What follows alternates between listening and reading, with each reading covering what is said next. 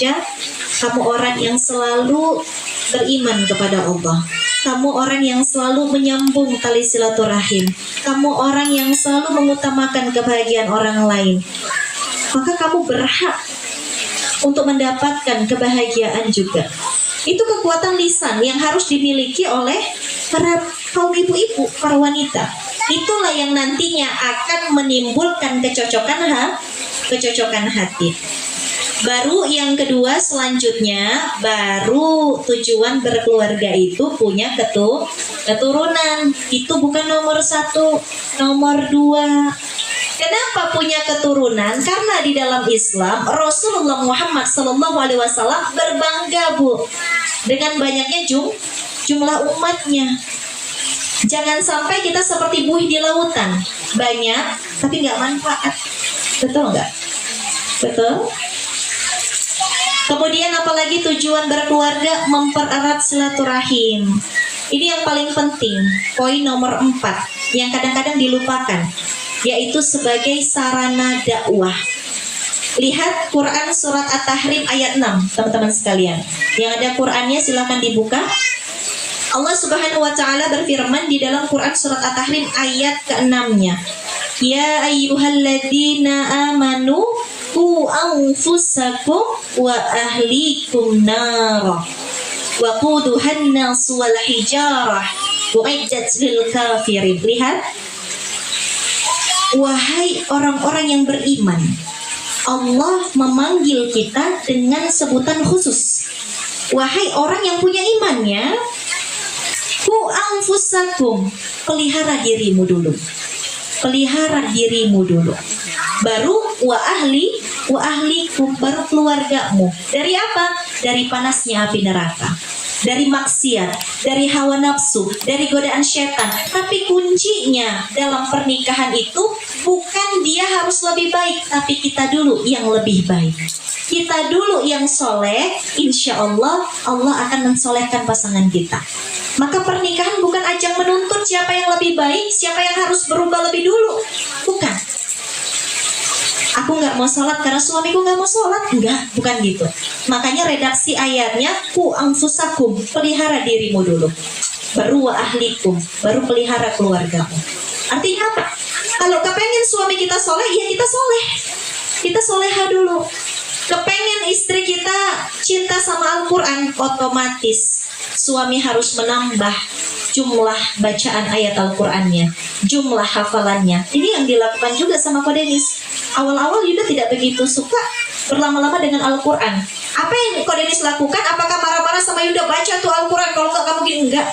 Apa yang beliau lakukan? Aku akan menambah bacaan Quranku, tilawah Quranku. Kalau sehari one day one juz, akan aku tambah menjadi 2 juz. Begitupun dengan kata ulama terdahulu, aku akan tambah jumlah sholat sunnahku agar keturunanku mencintai sholat. Aku akan tambah jumlah hafalan Quranku agar anak-anakku mencintai Quran. Bukan aku akan marahi pasanganku, gak ada. Gak ada seperti itu. Akan aku tambah kebaikan dalam diriku, sehingga dengan itu Allah ridho menjadikan keluargaku pun ikut soleh. Kelanjutannya, ketika kita sudah saling bercinta kasih, saling nyaman, saling tentram, punya keturunan yang melanjutkan dakwah, maka puncaknya nanti adalah marudhatillah, ridhonya Allah Subhanahu wa taala. Quran surat Az-Zukhruf ayat 70. Kamu dan pasanganmu bisa masuk surga bersama-sama. Jadi kalau teman-teman punya cita-cita, jangan nanggung. Pengen sehidup semati, nanggung. Ya begitu mati, nanti suamimu sama bidadari kan gitu. Kamu kemana gitu. Jangan nanggung. Quran surat Az-Zukhruf ayat 70.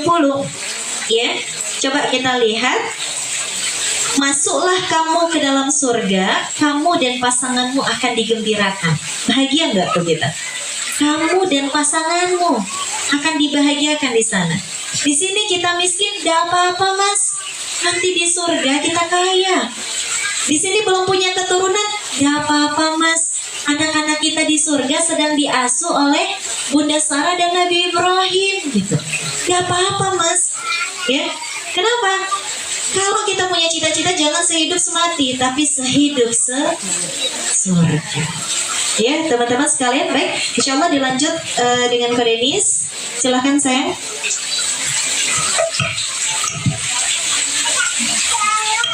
Kacil. Masya Allah. Alhamdulillah. Ya. Saya mau nambahin sedikit aja ya terkait yang ditambahkan, yang dijelaskan oleh Sahabat Hyunda. Kan pertanyaannya mungkin yang jadi kebayang, nah gimana gitu ya biar bisa kayak gitu teh ya. Maka cara paling mudahnya, sesederhana kita mengganti sudut pandang kita ya. Karena sekali lagi kadang masalah itu bisa selesai tanpa kita apa-apain. Kemudian kita ganti sudut pandang, selesai urusan. Contoh, ada orang yang koleksi buku komik misalkan. Buku komiknya hilang satu, dia ngejerit, nangis guling-guling di pasir kayak tempura. Ya. Tapi ada orang juga punya komik satu lemari, tapi hasil warisan. Hilang satu lemari, biasa aja. Dan karena bagi dia, apa sih bahagia itu bukan di komik. Ya. Maka dari sudut pandang, maka gimana caranya biar supaya seperti tadi, sudah ngelihatnya sudut pandangnya diganti.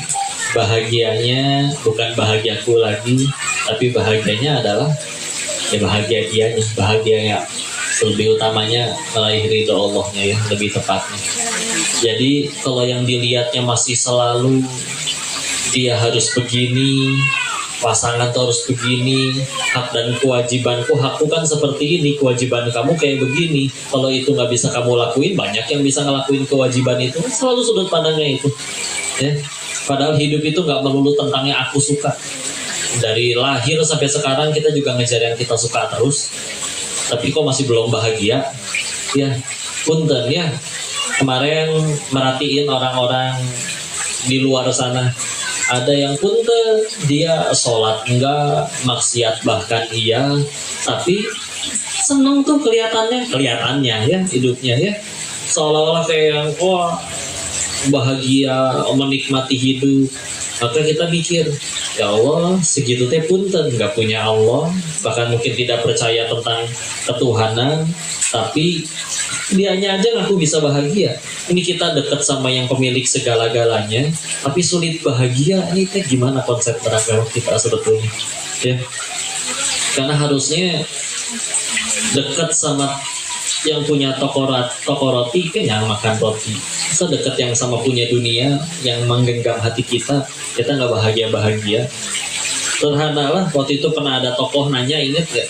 Di acara televisi, saya tidak nyebutin nama ya, tapi dia minta dibilang kayak gini, tolong rayu saya biar saya mau sholat. Ya, udah gitu dia bilang minta saya sholat, yang lain dia lakuin, tapi kalau sholat belum mau. Dan guru kita di situ menyebutkan jawaban yang baik, tapi pernah mendengar jawaban yang lain lebih sederhana. Gini aja, mati bakal,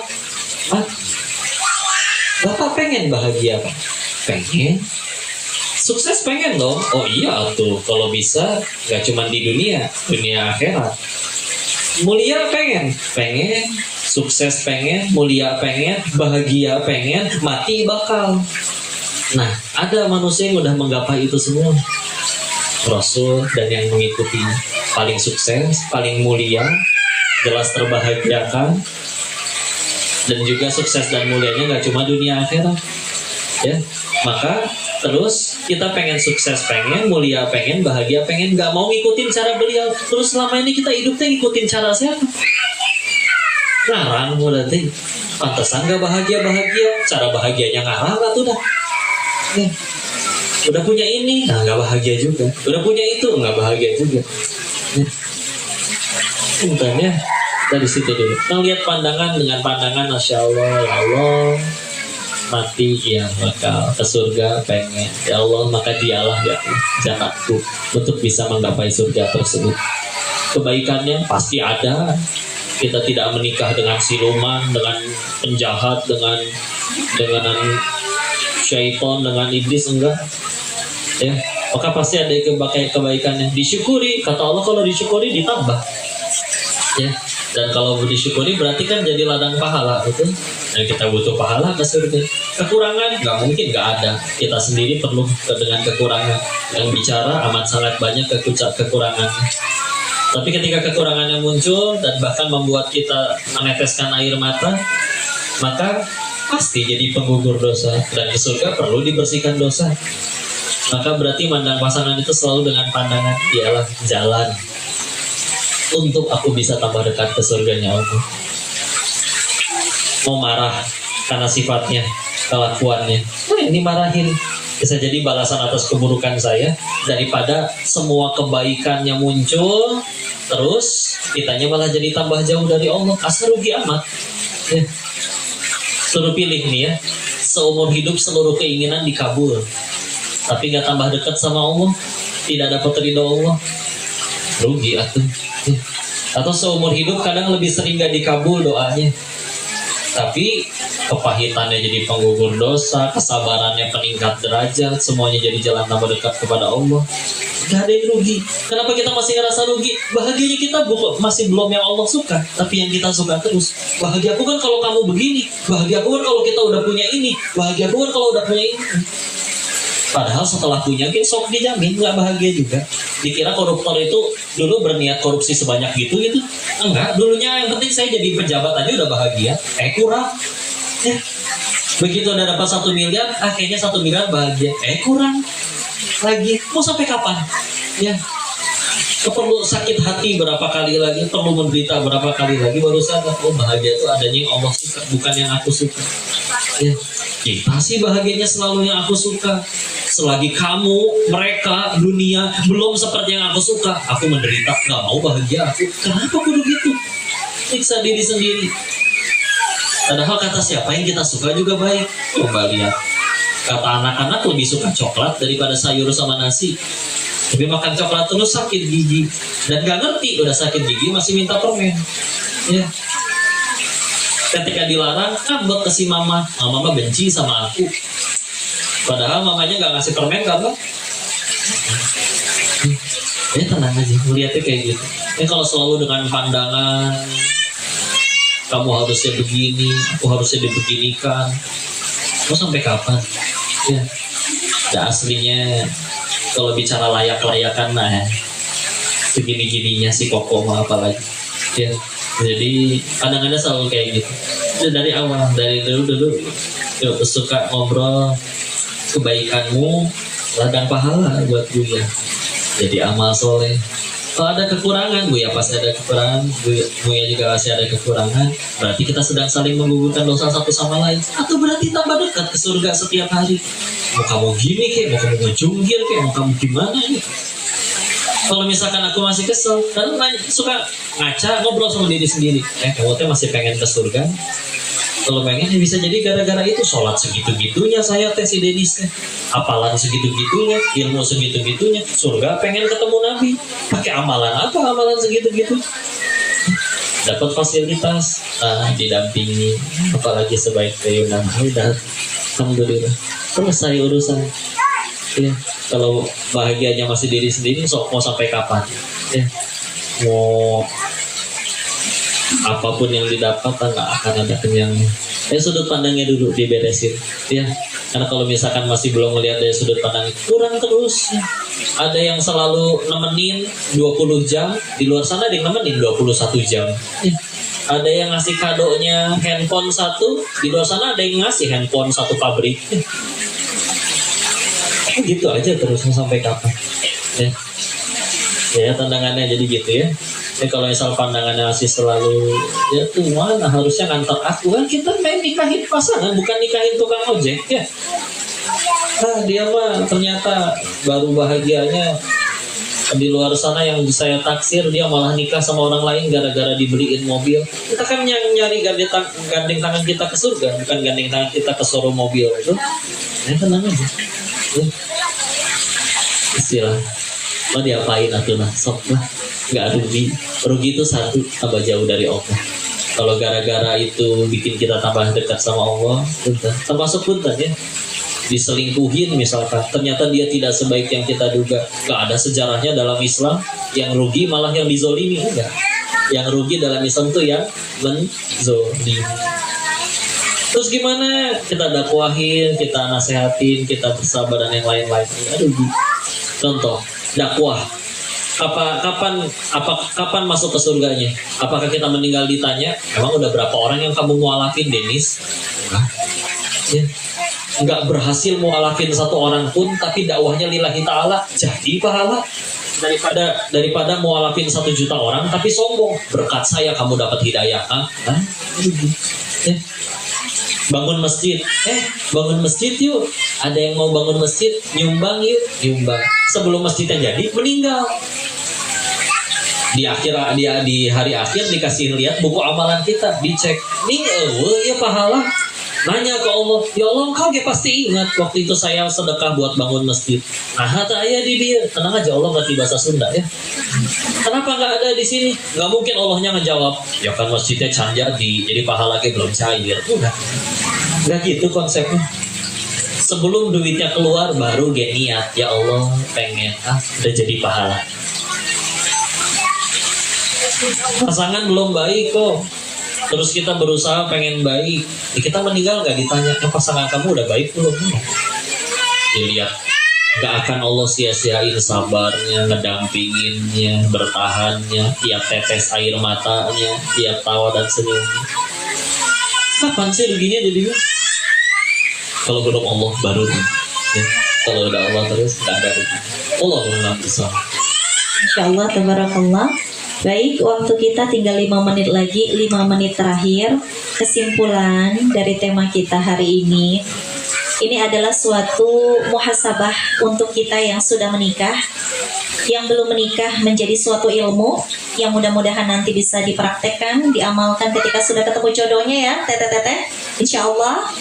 Baik, kesimpulannya adalah ini suatu muhasabah renungan bagi kita yang sudah menikah. Benarkah selama ini kita hidup bersama, atau kita selama ini cuman tinggal bersama, berbagi tempat tinggal saja? Karena ada orang yang hidup bersama, hatinya saling terpaut. Kalau dikatakan Yunda rangkumkan itu, orang yang hidup bersama itu 3M, bukan 3 miliar, lebih besar nilainya daripada 3 miliar.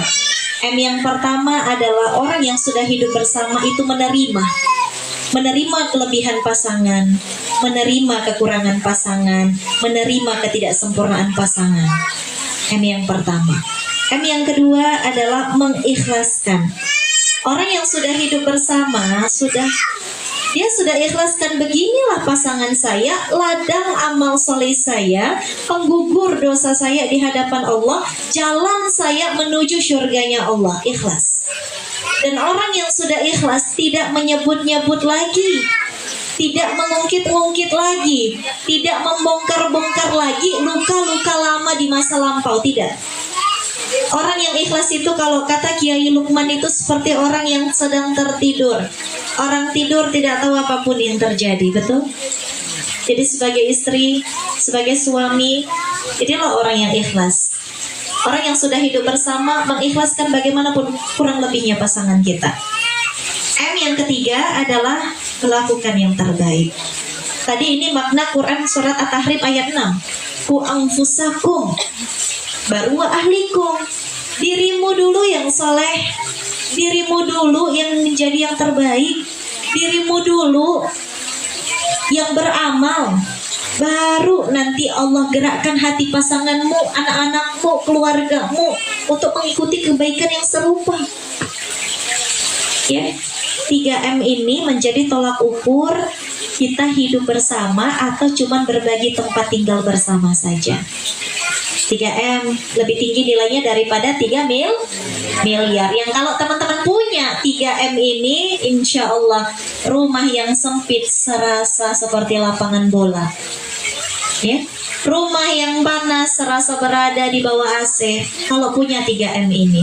Dan sebaliknya, rumah yang mewah, AC yang banyak, tapi nggak ada 3M ini, menerima, mengikhlaskan, melakukan yang terbaik, rumah serasa rumah serasa neraka. Ini udah pada ngantuk kayaknya ini, ya. Rumah serasa neraka.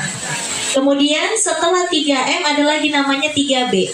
Ini yang harus kita lakukan agar hubungan kita dengan suami itu serasa hubungan persahabatan. Dalilnya apa Teh Yunda? Silakan dilihat di televisi. Quran surat Al-Baqarah ayat 228 dan Quran surat An-Nisa ayat 19-nya. Kita diminta oleh Allah untuk bergaul dengan pasangan kita dengan cara yang patut, dengan cara yang ma'ruf. Bagaimana dalam pandangan Islam cara yang patut dan cara yang ma'ruf itu? Kesimpulannya, kita dengan pasangan itu menjalin hubungan persahabatan, bukan hubungan kontrak kerja, bukan hubungan antara bos dengan bawahan. Jadi gak ada yang tinggi, gak ada yang rendah, gak ada yang lebih jomplang ke atas, ada yang lebih jomplang ke bawah, pesuruh-suruh, tidak. Kita dengan pasangan adalah hubungan persahabatan. Persahabatan bagai kepompong, mengubah ulat menjadi kupu-kupu. Kalau pasangan kita jelek, kita yang bantu agar dia menjadi kupu-kupu yang indah, bisa terbang, betul nggak? Bukan menjadikan dia jadi ulat, jadi kepompong lagi kan gitu. Ya kan ada pasangan, kekurangan pasangan diungkit-ungkit terus sehingga pasangan merasa tidak berharga dirinya. Ada nggak? Ada. Mas, kamu tuh ya bangun siang terus, kamu tuh ya benar-benar pengangguran, terus aja kalimat-kalimat negatif. Lah itu suami siapa? Suami kita kan? Bagaimana kalau diganti kalimat negatif itu menjadi kalimat yang positif terus, terlepas bagaimanapun dirinya? Maka yang pertama, yang pertama adalah banyak-banyak bersyukur. Alhamdulillah, dialah yang Allah pilihkan untuk menjadi pasanganku. Alhamdulillah, dialah yang Allah pilih untuk menggandeng tanganku ke surga. Alhamdulillah, dengan semua kekurangan ataupun kelebihannya. Ini akan membuat kita semakin banyak bersyukur, semakin Allah tambah nikmatnya. La in syakartum la azidannakum wa la in kafartum inna adzabi lasyadid. Syukur saja yang banyak. Suami kita belum kasih duit jajan, duit belanja yang banyak, syukur, alhamdulillah ya Rob. Dia masih mau kerja saja, saya sudah sangat bersyukur ya Rob. Dia sudah dia sudah memberikan apa yang menjadi hak saya, alhamdulillah ya Rob. Walaupun mungkin tidak cukup untuk keinginan kita, cuma cukup untuk kebutuhan kita, tetap ucapkan alhamdulillahilladzi bi ni'matihi tatimmus shalih. Alhamdulillah ala kulli hal. B yang kedua adalah bersabar. Banyak-banyak bersabar. Kapan sabar kita itu harus berhenti, Teh Yunda? Apakah sabar itu ada batasnya, Teh Yunda? Kesabaran saya sudah habis, Teh Yunda, kan gitu. Ya, ternyata kabar gembiranya sabar itu tanpa batas. Karena kalau sabar masih ada batasnya, itu bukan sabar. Orang yang sabar itu tidak ada batas. Orang yang sabar itu seperti layaknya hanya memberi, tak harap kembali. Begitulah orang yang sabar. Bagai sang surya menyinari dunia. Begitulah orang yang sabar.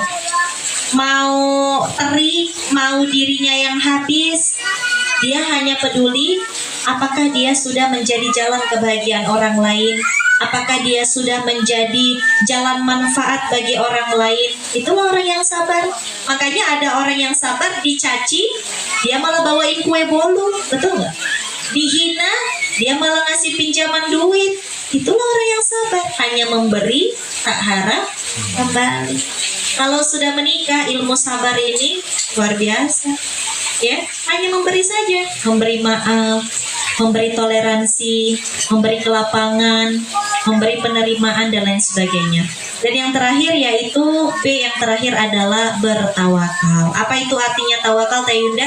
segala cara telah kita lakukan untuk membahagiakan pasangan kita. Kalau pasangan kita juga tidak bahagia, maka tempat mana lagi yang harus kita pinta? Yaitu gelarlah sajadah kita, bertawakallah kepada Allah Subhanahu wa Ta'ala. Di sepertiga malam kita berdoa kepada Allah, ya Rabb, saya sudah melakukan semua yang Engkau perintahkan. Saya sudah bersabar, saya sudah bersyukur. Engkaulah yang membolak-balikan hati pasangan saya. Wahai Allah, aku akan terus melakukan kebaikan. Mudah-mudahan dengan itu Engkau juga menjadikan pasanganku mau melakukan kebaikan yang serupa atau lebih baik dan lebih banyak. Buat teman-teman, sebagai penutup sebelum kita masuk sesi tanya jawab yang sudah menikah, Yunda kepengen kita sama-sama ketik di sini. Coba buat surat cinta untuk suami kita. Diketik di HP boleh, ditulis di kertas boleh. Yang jomblo bagaimana Teh Yunda tahan? Ini buat yang menikah dulu. Nanti yang jomblo ada. Bayangkan teman-teman, ingat, tulisan ini bisa menjadi sebuah doa yang terbang ke langit dan akan kembali kepada kita yang menulisnya. Ya, percaya atau tidak, karena apa yang kita ucapkan itu yang bakal kejadian. Sering mengucapkan kalimat yang baik akan menjadi afirmasi positif dan itu akan menjadi kenyataan. Sering berkata, ya Rob, aku pengen ke Baitullah, ya Rob, aku pengen ke Baitullah. Atas izin Allah, mengulang-ulang kalimat yang baik adalah sebuah doa. Doa pasti akan kembali kepada pemiliknya. Sekarang, buat yang sudah menikah dulu, coba teman-teman ketik di HP dengan hati, tulisnya dengan hati. Tulis bagaimana perasaan teman-teman, ucapan syukur teman-teman. Kita ulang dari ucapan menerima, ya. Dari menerima, 3M yang pertama tadi menerima. Silahkan buat surat cinta tentang penerimaan kita dengan pasangan kita. Sayang, aku menerima kekuranganmu. Kamu tidak sempurna, aku pun tidak sempurna. Karena memang kita disatukan bukan untuk menyempurnakan, tapi kita disatukan untuk menjadi jalan, ladang amal solih. Maka kalau kamu punya kekurangan, tidak mengapa. Kalau kamu belum bisa romantis, aku terima dan itu tidak apa-apa. Ke surga bukan cuma butuh kamu yang romantis kok. Tulis apapun curahan hati teman-teman, nanti kasihkan sama pasangan kita. Ya, sudah. Ucapkan kalimat penerimaan. Begitupun dengan bapak-bapak ya. Ini bapak-bapak kadang susah mengungkapkan isi hati. Ya sudah, ditulis saja bapak-bapak. Ya, dari senyumnya kayak, aduh, tulis apa saya Teh Yunda gitu. Nah, bapak-bapak senangnya langsung transfer, kelar urusan. Ya, nggak apa-apa, ungkapkan. Nanti saling tukeran surat. Ini romantis loh. Ya, kalau Rasulullah dengan Aisyah kejar-kejaran, main lari-larian. Nah, kita surat-suratan sama pasangan kita. Boleh langsung WA juga boleh. Ya, Teh Yunda nggak zaman surat-suratan. WA langsung nggak apa-apa. Baik, sudah. Tahap menerima sudah dibuat. Sayang, aku menerima kekuranganmu. Kamu nggak romantis itu nggak apa-apa. Nggak jadi masalah untuk aku. Yang penting kita bareng-bareng. Kita bersama-sama nuntut ilmu bareng. Aku maafin kamu. Ya, yang kedua, mengikhlaskan. Buat surat cinta untuk suami kita tentang mengikhlaskan. Mengikhlaskan hubungan kita, mengikhlaskan harapan kita, mengikhlaskan semua keinginan kita. Sayang, aku ikhlas. Kalau ada satu harapan, ekspektasi aku ke kamu yang mungkin belum bisa kamu penuhi, aku ikhlas dan aku gak apa-apa. Karena tujuan kita menikah bukan punya keturunan, sayang. Tujuan kita menikah bukan cuma untuk jadi kaya, sayang. Enggak. Tujuan kita menikah adalah untuk saling berkasih sayang. Kamu sayang sama aku, kita bareng-bareng berdua, itu udah lebih dari cukup untuk aku. Yo, coba. Bisa nggak? Tulis buat pasangan kita. Wah, itu Masya Allah, nanti rerumbayan, saling berpelukan. Ya, tulis. WA pasangan kita sudah mengikhlaskan. Dan yang ketiga, berjanjilah untuk melakukan yang terbaik. Sayang, aku nggak romantis, tapi mulai hari ini kita akan makan gratis gitu, enggak ya? Sayang, mulai hari ini aku akan melakukan yang terbaik. Aku akan bangun pagi dan masak-masak sarapan untuk kamu. Aku akan dandan sayang, agar kamu semakin mencintai aku. Karena kehidupan pernikahan, kebahagiaan yang menciptakan kita, bukan orang lain. Orang lain cuman singgah saja. Ini soal kita berdua sayang. Aku akan melakukan yang terbaik selama aku hidup bersama kamu. Karena nanti kalau sudah tidak ada bersamamu, sudah tidak ada kesempatan lagi untuk beramal soleh menjadi istrimu. Maka selama menjadi istrimu, aku akan bangun pagi, aku akan masak sarapan, aku akan kurangi marah-marahku, aku akan kurangi ngambek-ngambekku. Demi Allah sayang, bersamamu saja itu sudah menjadi momen yang paling indah dalam hidupku. Cie, Teh Yunda romantis amat Teh Yunda. Enggak, padahal kalau disuruh nulis juga kagak bisa ya.